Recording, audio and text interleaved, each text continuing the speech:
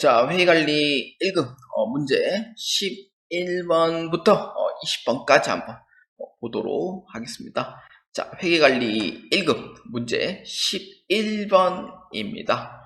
자, 다음 중 재고자산에 관한 설명으로 가장 올바르지 않은 것은 입니다. 자, 문제 한번 보겠습니다. 자, 재고자산에는 생산 과정이나 서비스를 제공하는데 투입될 원재료, 부품, 소모품, 비품 및 수송용 부품 등의 저장품이 포함된다입니다. 사실 이제 비품이라고 이제 볼 수 있는데 사실 이 비품은 그냥 공구 자체 그냥 생각하면 돼요. 공구라고 생각하시면 되고 약간 제조 기준으로 봤을 때 약간 좀 공구 쪽으로 이제 보시면 좀 되겠고요. 그래서 이렇게 이제 원재료와 부품, 소모품, 비품 및 수송용 부품 이렇게 돼 있죠. 저장품이 포함되어 있다. 이렇게 이제 되어 있고요. 그래서 요거는 저장품 자체가 이제 재고자산 중 하나예요. 사실 저장품이라고 하면은 수업 때는 저장품이구나라는 정도만 설명하지 아예 얘기 안 하시는 분도 계시긴 하거든요. 그래서 저장품이기 때문에 이건 재고자산 중 하나예요. 그렇기 때문에 1번은 맞다. 이렇게 보시면 되겠고요. 그 다음에 2번 선적지 인도 조건에 상품을 판매하는 경우 선적한 시점에는 매입자의 재고자산에 포함한답니다. 상품을 판매를 했잖아요. 그러면은 판매를 했을 때는 판매자는 그 기말재고에 포함시키지는 않고요. 구입자에서 기말재고에 포함시켜요. 왜냐? 이것은 선적지 인도 기준이기 때문에 그런 거고요. 도착지 인도 기준인 경우에는 판매자가 기말재고액에 포함하지만 구입자는 기말재고액에 포함하지는 않아요. 그렇기 2번은 맞다. 이렇게 보시면 됩니다. 그 다음에 3번 재고 자산의 공정가치가 상승하는 경우 취득 원가와 공정가치의 차이를 평가이익으로 인식하진 않는다. 재고 자산의 공정가치가 상승을 했잖아요. 취득 원가, 공정가치의 차익은 평가이익으로 인식하지 않는다. 이거는 이제 재고 자산에서는 사실상 평가 자체를 하긴 하는데 그거는 시가하고 원가의 차이만 이렇게 하는 거고 평가이익 자체가 원래 계정 과목이 없어요. 그래서 재고자산 평가는 하긴 하는데 요거는 이제 시가와 그 원가 차이에서만 하는 거고 여기서 얘기하는 부분은 재고자산이 틀렸고 유가증권이죠. 유가증권의 평가는 평가이익과 평가손실로 보고 있는 거 맞습니다. 그래서 평가이익으로 인식하지 않는다라는 부분에서 맞다라고 보시면 되고요. 그 다음에 4번입니다. 건설회사에서 판매 목적으로 보유하고 있는 미분양 아파트는 재고자산에 포함하지 않는다. 아파트를 만약에 영업 목적이라고 했을 때랑 판매 목적이라고 했을 때랑 회계 처리 방법이 달라요. 영업 목적으로 하는 경우에는 그냥 건물로 그냥 처리하면 되고요. 판매 목적으로 한다고 하면은 이는 재고자산이 돼요. 근데 건설회사라도 이제 분양 안 된 아파트를 사들여서 재고자산에 포함을 시키는 거니까 그래서 재고자산에 포함하지 않는다는 얘기는 틀렸다라고 보시면 돼요. 재고자산에 포함한다라고 보아주시는 게 맞아요. 그래서 이에 올바르지 않은 답은 몇 번입니까? 4번으로 체크해 주시면 되겠습니다. 자, 회의관리 1급 문제 12번입니다. 다음 중 물가가 상승하는 경우 당기순이익은 가장 적게 보고됩니다. 매출원가는 가장 크게 보고되는 결과를 가져오는 재고자산의 평가 방법은 무엇입니까? 입니다. 물가가 상승을 하잖아요. 그럴 때는 이제 기말재고액과 당기순이익은 이 순서대로 갑니다. 무조건 선입선출법, 그 다음에 이동평균법, 그 다음에 총평균법, 그 다음에 후이선출법 순으로 가요. 근데 당기순이익이 가장 적게 보고된다고 했으니까 후이선출법에 대한 설명이 되겠고요. 매출원가는 반대로 이제 흘러가게 됩니다. 매출원가는 비용이기 때문에 단기 순이익이 크게 나려면 비용이 적어야 돼요. 그렇기 때문에 비용이 큰 순서대로 보자면 반대로 가야 되죠. 후입, 그 다음에 총평균법, 그 다음에 이동평균법, 그 다음에 선입선출법, 이 순으로 이제 보시면 돼요. 그래서 매출원가는 가장 크게 보고된다라고 이렇게 이제 설명하고 있는 부분이기 때문에 정답은 후입선출법. 12번의 답은 3번으로 체크해 주시면 되겠습니다. 자, 회의관리 1급 문제 13번입니다. 다음은 주식회사 3일의 2021년 재고자산 수불부입니다. 주식회사 3일이 재고자산을 이동평균법으로 평가하는 경우 재고자산 수불부 상의 9월 30일 현재 재고자산 잔액은 얼마인가? 입니다. 이 문제는 이동평균법으로 평가를 한답니다. 그러면은 매입과 매입 사이의 단가를 찾아야 되고, 그 다음에 이 사이의 단가를 찾은 부분에 또 이제 단가를 또 결정해야 되고, 그 다음에 없어요. 두 번만 하면 되겠네요. 근데 이 문제에서 재고자산의 잔액, 그러니까 기말재고액을 의미를 하는 거죠. 그래서 기말재고액을 의미하기 때문에 그러면은 단가를 계속 찾아야 돼요. 총평이면은 그냥 좀 쉽게 하겠는데 이동평균법이라서 이걸 단가를 2번 결정을 해줘야 됩니다. 자, 보도록 하겠습니다. 산식은 다음과 같습니다. 산식은 어떻게 했냐면은 총 매입 금액, 그래서 총 매입 수량만큼 나눠주시면 돼요. 그러면은 평균 단가가 나오게 됩니다. 이렇게 돼요. 자, 한번 봅시다. 자, 두 개 합치면 되죠. 정기 2월 750만원, 구입한 금액 400만원 더해주고, 그 나누기 총 매입 수량 몇 개예요? 5,000개예요. 그래서 얼마냐면은 평균 단가가 2,300원이 나옵니다. 그러면은 3,500개에 2,300원만큼 곱해주면 되죠.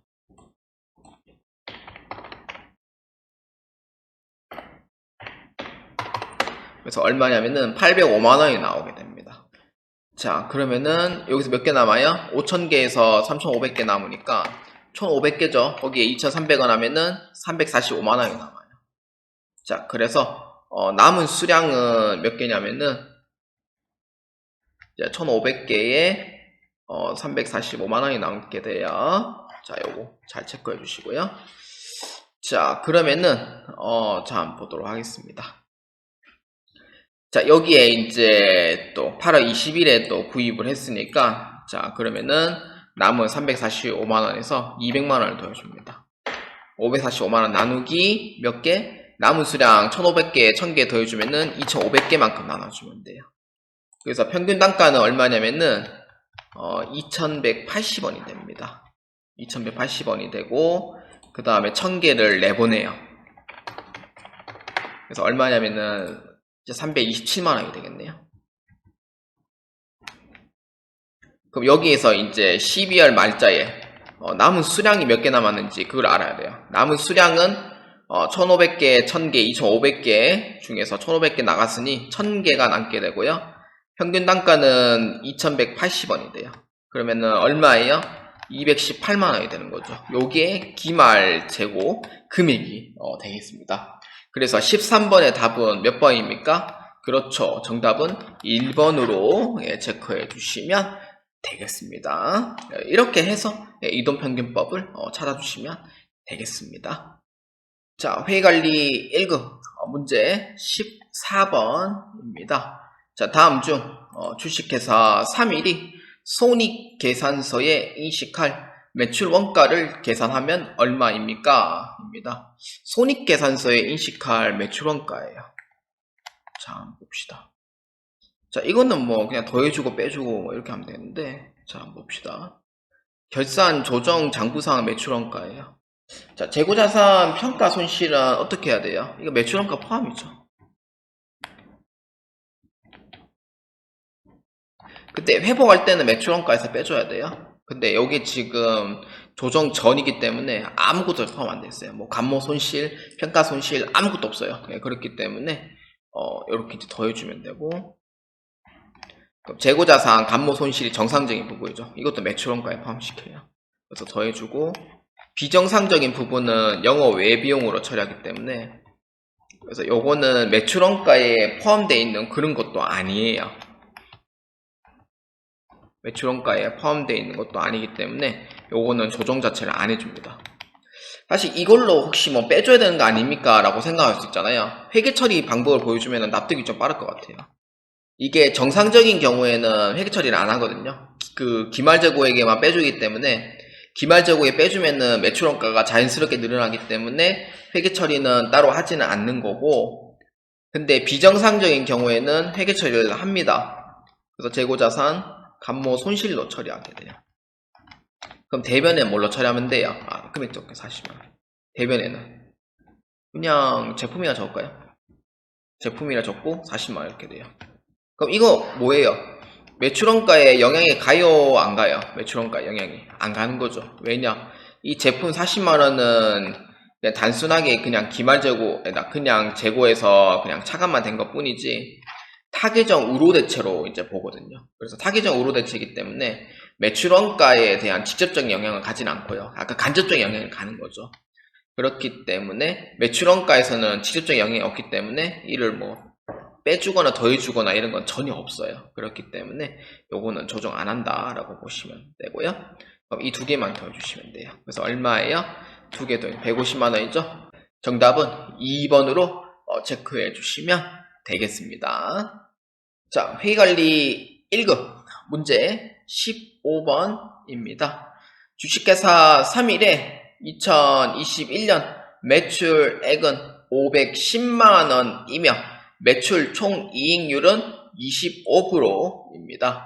기말 재고 실사 결과 담당자는 재고자산에 대한 횡령이 발생하였음을 인지하였습니다. 매출 총이익률법을 이용하여 추정한 재고자산 횡령액은 얼마입니까? 입니다. 횡령은 어떠한 일이 있어도 잘못한 겁니다. 그렇기 때문에 횡령은 안 하시는 걸 추천드려요. 뭐 안 걸리면 되지만. 근데 저는 그런 섣번 나쁜 사람 안 좋아합니다. 저는. 그래서 횡령을 했대요. 기말 재고액을 가져갔다는 거죠. 근데 이때 이렇게 그리면 돼요. 매출액이 얼마냐면은 510만 원이 돼요. 우리 그 소실 재고 있잖아요. 소실 재고랑 하는 방법이 똑같아요. 네, 그렇게 보시면 되고. 근데 그 중에 25%는 뭐예요? 매출 총이익률이래요. 그럼 나머지 25%는 뭐예요? 매출 원가요. 이렇게 되는 거죠. 그럼 전체 510만 원 나오려면은 25%가 매출 총이익이고, 그럼 나머지 75%가 그거 되는 거죠. 매출 원가가 이제 되는 거죠. 그렇기 때문에 그럼 이렇게 해주면 돼요. 510만 원에서 이제 해당하는 25%만큼 해주면 돼요. 얼마냐면은 127만 5천 원입니다. 그러니까 원래 정상적인 매출 총이익은 127만 5천 원 나와야 돼요. 근데 그러면은 이에 비해서 매출 원가는 얼마냐? 382만 5천 원이 됩니다. 이렇게 돼요. 자, 그러면은 이제 매출 원가는 382만 5천 원 나와야 되는데 진짜 나오냐 안 나오냐 한번 봅시다. 자, 어떤 걸 보냐면은 정상적으로 했을 때 대한 매출 원가 계산 금액입니다. 그래서 얼마냐면은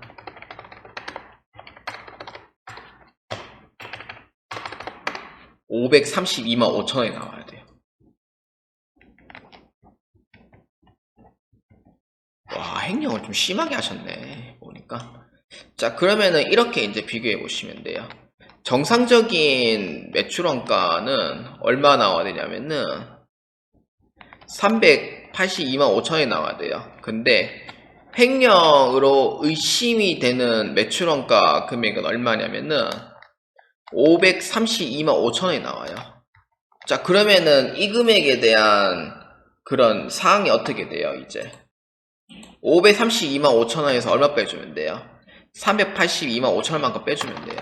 그래서 얼마? 150만 원만큼을 횡령했다고 추정하는 거예요. 그래서 150만 원이 이 금액의 차익인 횡령을 했다라고 의심을 걸어두는 겁니다. 그래서 정답 몇 번이에요? 정답은 3번으로 체크해 주시면 되겠습니다. 자, 회의관리 1급 문제 16번입니다. 다음 중 장기 금융 상품의 회계 처리에 대한 설명으로 가장 올바르지 않은 것은 입니다. 자, 1번 한번 보겠습니다. 매 결산 시에 자녀 만기를 확인하고 만기가 1년 이내에 도래하는 경우 단기 금융 상품으로 대체해야 한다. 자, 자녀 만기를 확인을 하나 이 뜻은 12월 말자에 이제 1년 이내냐 이거를 이제 확인을 해봐라 라는 뜻이 되고요. 그래서 1년 이내에 만약에 도래를 한다라고 했을 때는 단기 금융 상품으로 계정 대체를 해야 된다고 했으니 이거는 맞다라고 보시면 돼요. 그래서 1번은 맞다 이렇게 보시면 되고요. 자, 그 다음에 2번입니다. 기존의 장기 금융 상품으로 분류되었고 사용이 제한된 금융 상품이라면 보고 기간 종료일 현재 만기가 1년 이내에 도래한다고 하더라도 유동자산으로 재분류하지 아니한다. 사용이 제한된 금융상품이라고 하면은 계정 과목이 특정 현금과 예금 쪽으로 생각하시면 되는데 사용이 제한된다는 거는 요구예금을 또 특수하기도 해요. 요구불예금은 사용이 제한된 게 없거든요. 그래서 이건 요구예금 쪽이고 그래서 만기일이 이제 1년 이내다라고 하면은 이도 역시 똑같이 장기에서 단기로 변경을 해주시면 됩니다. 그래서 2번은 틀린 것처럼 보이는데 2번도 이제 보면은 유동자산 재분류 해야 된다는 거는 맞다라고 보시면 돼요. 그런데 아니한다고 되어 있잖아요. 그래서 이거는 틀렸다라고 보시면 돼요. 장기에서 단기로 변경하는 거는 맞는데 재분류하지 아니한다고 적어 있으니 이거는 이 답이 아니다라고 보시는 거예요. 그 다음에 3번 보유한 금융상품에서 발생한 이자는 이자 지급일 이전이라도 경과된 기간에 해당하는 미수 이자를 자산 계정의 미수 수익으로 인식한다. 이건 맞아요. 이자 만약에 이제 수령을 못했다라고 하더라도 12월 31일자에 그냥 미수 수익으로 일단 처리를 해놔도 되고 그래서 경과된 기간에 따라서 이자 수익으로 처리하는 것도 맞다라고 보시면 됩니다. 그래서 3번은 맞아요. 그 다음에 4번 사용이 제한된 내용에 대해서는 그 세부 내용을 주석에 공시한다. 맞죠? 주석 공시를 당연히 해야 되는 거는 맞습니다. 그렇기 때문에 정답은 옳지 않은 거 2번으로 체크해 주시면 되겠습니다. 자, 회계관리 1급 문제 17번입니다. 다음 거래에서 2022년 12월 31일 분계의 대변에 나타날 계정 과목으로 옳은 것은 입니다. 대변에 나타날 계정 과목입니다. 자, 사업연도가 1월 1일부터 12월 31일인 주식회사 3일은 2021년 10월 1일 여유자금의 투자 목적으로 만기가 2023년 9월 30일이고 이자율이 연 10%인 정기예금 100만원을 예치하였다 입니다. 근데 이 문제가 지금 2022년 12월 31일을 뜻합니다. 그런데 그럼 첫 번째는 뭐냐면은 2021년도 10월 1일에 회계 처리를 할 때는 차변에 정기예금으로 처리를 합니다. 대변에는 보통예금으로 처리를 하죠. 근데 기간 몇 년이에요? 3년이죠. 그렇기 때문에 장기 정기예금, 즉 계정 과목은 장기성 예금, 그러니까 장기 금융상품으로 처리를 합니다. 자, 그랬더니 이제 2021년도 12월 말, 그 다음에 2022년 9월 말, 뭐 이렇게 해서 이자 지급하고 이자 받았다고 가정하고, 두 번째 2022년 12월 31일자를 한번 보도록 하겠습니다. 자, 일단은 이 기간 자체가 2023년도 10월 말일이, 9월 말일이에요. 그래서 만기가 1년 이내로 이제 도래를 합니다. 그래서 첫 번째는 이자부터 먼저 한번 수행해 보도록 하겠습니다. 자, 3개월치 이자를 또 못 받은 거잖아요. 그래서 개정 과목은 이자 수익으로 처리를 합니다. 이때 금액은 얼마냐면은 100만원에 10%니까 10만원에 3개월치를 못 받은 거니 25,000원만큼 처리하겠습니다. 이렇게. 그럼 차별에는 미수 수익 25,000원으로 처리할게요. 자, 그 다음에 두 번째. 만기가 1년 이내가 됐잖아요. 만기가 1년 이내로 되면은 장기에서 단기로 넘어가게 돼요. 그렇기 때문에 이제 정기예금으로 처리되어 있는 개정 과목은 단기로 바꿔줘야 되니 이제 퇴장을 해줘야 됩니다. 그럼 요거는 개정 과목이 장기 금융 상품이죠. 자, 이렇게 해서 처리하는 거고, 그 다음에 차변에 뭘로 처리하면 돼요? 단기니까 그냥 정기예금 처리하시면. 그러면은 이제 비유동 자산이 돼 있는 부분은 퇴장하고 유동 자산이 새로 들어오는 거죠. 대체성 분기가 되죠. 그렇기 때문에 이 문제에서는 대변에 나타날 개정 과목을 물어보니 이자 수익과 장기성 예금, 즉 장기금융 상품을 뜻합니다. 그래서 정답은 4번으로 체크해 주시면 되겠습니다. 자, 회의관리 1급 문제 18번입니다. 다음 중 유가증권의 분류에 관한 설명으로 가장 올바르지 않은 것은 입니다. 유가증권에 대한 분류에 대한 설명입니다. 자, 한번 보겠습니다. 자, 1번. 채무증권은 매도가능 증권, 단기 매매증권, 만기 보유증권으로 분류한답니다. 매도가능 증권, 단기 매매증권, 만기 보유증권인데 이런 맞아요. 예, 채무증권. 선생님, 단기 매매증권은 왜 채무증권이에요? 라고 물어볼 수 있잖아요. 이게 만기가 이제 그 1년 이내에 해당하는 단기인 경우에도 채무증권에 해당된다면 단기 매매증권으로 분류 변경도 가능해요. 그래서 그런 것도 있다라고 보시면 되고요. 그래서 맞습니다. 그 다음에 2번. 자, 한번 보겠습니다. 채무증권은 만기일까지 보유할 의도로 취득하였으며 실제 만기까지 보유할 능력이 있는 경우 만기 보유 증권으로 분류한다. 그러니까 만기까지 보유할 의도가 있고 실제로 만기까지 보유를 하겠대요. 그래서 만기 보유 증권으로 봐야 되는 게 맞다. 이렇게 보시면 되고. 자, 그 다음에 3번. 지분 증권은 매도가능 증권, 단기 매매 증권, 지분법 적용 투자 주식으로 분류한다. 자, 이 내용은 지분 증권이니까 말 그대로 이제 주식 쪽에 관련된 부분이잖아요. 그래서 요거는 맞아요. 지분법은 20% 이상 돼야 이제 지배를 갖고 있으니까 그런 거고요. 그 다음에 4번입니다. 지분 증권 중 매도 가능 증권은 재무 상태표에서 유동 자산으로만 분류한다. 아니에요. 매도 가능 증권은 유동 자산인 부분도 있지만 단기 매매 증권 때문에 그래서 그 다음에 비유동 자산으로 분류되는 게 더 많아요. 그렇기 때문에 비유동자산, 유동자산 둘 다 됩니다. 그래서 옳지 않은 거는 4번으로 체크해 주시면 되겠습니다. 자, 회의관리 1급 문제 19번입니다.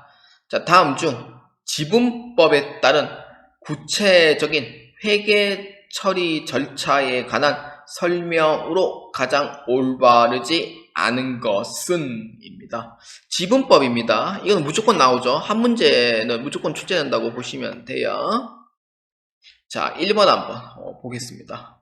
지분법 적용 대상 투자 주식 취득 시입니다. 자, 취득 시점에 차변의 취득 원가로 지분법 적용 투자 주식으로 회계 처리한다. 맞아요. 취득 원가. 지분법 투자 주식 회계 처리한다. 이거 맞는 거죠. 왜냐면 투자한 거니까 내 재산이 올라가겠잖아요. 그래서 자산이 증가로 이렇게 이제 보는 거고요. 그 다음에 2번. 피투자 기업이 단기 순이익 보고예요. 단기 순이익. 자, 단기 순이익 중 지분금의 비율만큼 지분법 적용 투자 주식의 장부 금액을 감소시킨다. 아니죠. 단기 순이익이 이제 올라간 거니까 요거는 장부 금액 또 그 가치가 올라가게 되거든요. 그렇기 때문에 당기순이익이 이제 뭐 내린다는 게 아니고 당기순이익이 올라가기 때문에 장부 금액도 같이 올라가게 됩니다. 그래서 2번은 틀렸다라고 보시면 돼요. 자, 그 다음 3번입니다.